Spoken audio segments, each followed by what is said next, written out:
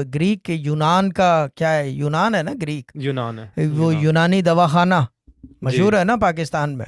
क्यों कहते यस। हैं यूनानी दवाखाना? वो इजिप्शियन क्योंकि वो, मैथोलॉजी मैथोलॉजी पे बिल्कुल। बेस करता है।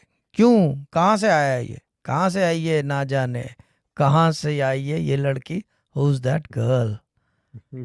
ये यूनान से, ग्रीक से जो यूनान है से, वो। यूनान से। बिल्कुल। हाँ, क्योंकि क्योंकि चीज़ ये है कि उस ज़माने में इन चीज़ों से शर का काम नहीं लेते थे, खैर का काम लेते थे, शिफा की बातें करते थे। तो हम्म। मेडिकेशन पूछ ली जाती है। सही।